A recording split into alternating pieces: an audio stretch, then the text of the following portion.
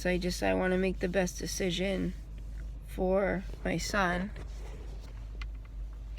But at the same time, I'm worried about the procedure. I don't want my son to have surgery. He's just a baby. And they haven't even said that that's what he needs yet, but just even thinking about it is a lot.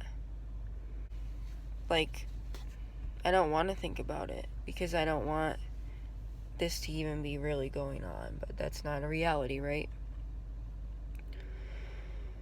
So today I'm meeting with a plastic surgeon.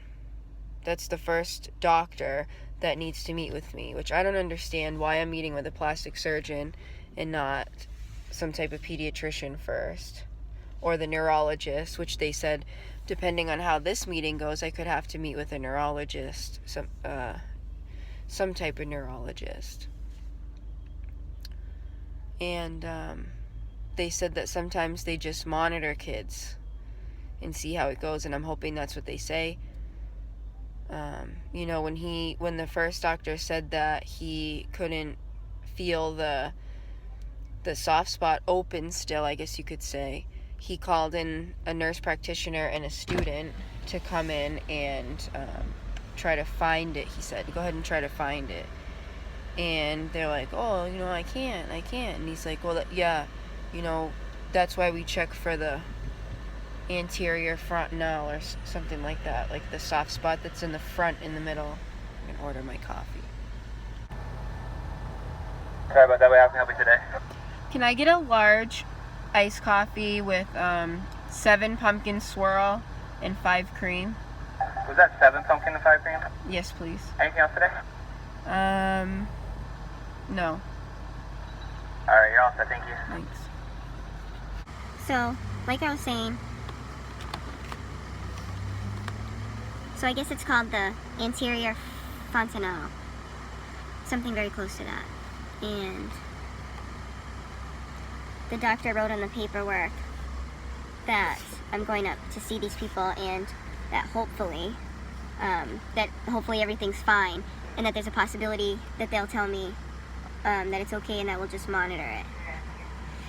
So, you know, another thing that I was thinking of, all procedures recommended to you by a doctor or whomever you see, all surgeries, all pharmaceuticals prescribed, medications, and this is my opinion, but it's not all to help you.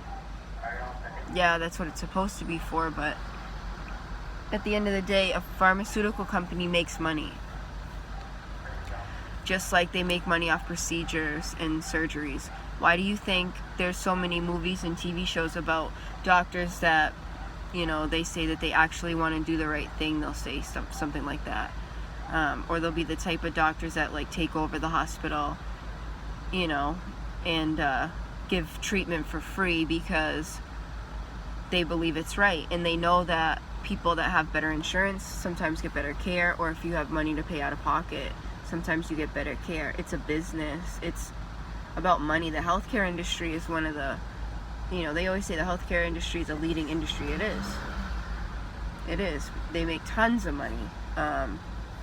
You know, and that's all stuff that I could, all like totally different conversations that I could have with you about, you know, them diagnosing kids with ADHD and putting them on medications, or ADD and putting them on medications because of it, or, you know, saying that a kid is, you know, has a sensory disorder when they're really just hyperactive kids. And I believe that. I believe that it's more about making money. And I don't want to be a part of it.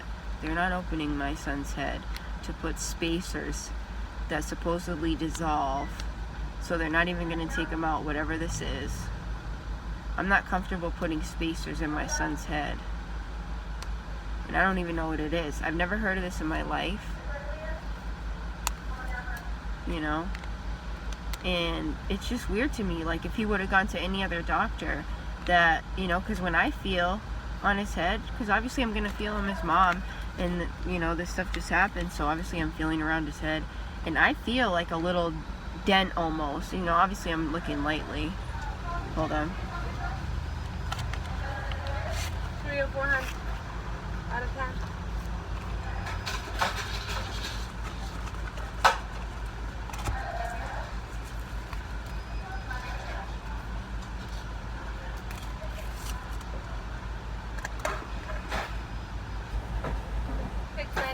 Thank you. You're welcome.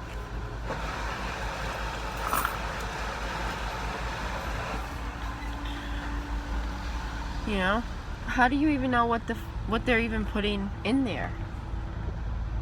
And when I say this stuff, like, a lot of people are gonna think I'm just crazy. Like, why would you even think like that? What the fuck's wrong with you? Blah blah blah blah blah. It's like, dude, how do you not think about stuff? Don't ever let people make you think that you shouldn't be questioning what's going on, because if that's the situation, it's probably because there are a lot of questions that should be asked. I don't feel comfortable.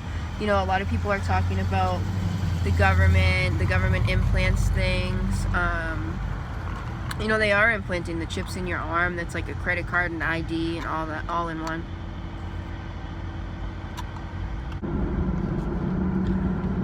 So I'm keeping the appointment. Obviously, I'm keeping the appointment. I wouldn't cancel the appointment. I want to know what they have to say.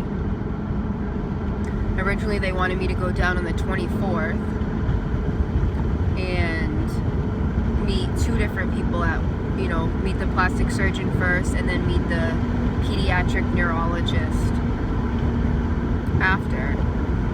And then I asked them, you know, then she said, you know, there's an earlier appointment, but it's just with the plastic surgeon. And I'm like, well, is there a chance that I meet with the first doctor and then I don't have to meet with the second doctor, and that there is no talk about surgery, things like that? And she said, yeah, the first doctor can absolutely end up telling you that that everything's okay right now, that they're just gonna monitor it. So, and she says, but you may have to come back again, so that's more driving. I don't care how many times I have to drive. This hospital is 2 hours away. I don't care how long it takes for me to get there, or how many times I have to go there. It doesn't even make any sense to me. That you know, the gas. I know that some people don't have the gas to go this far more than once, and my point is, I'm gonna make it work. You know what I mean? I guess that's it. I'm gonna go to this appointment, probably make a follow-up video, but I appreciate you listening, and if you want to know more about any of the things that I talked about, let me know in the comment section below. And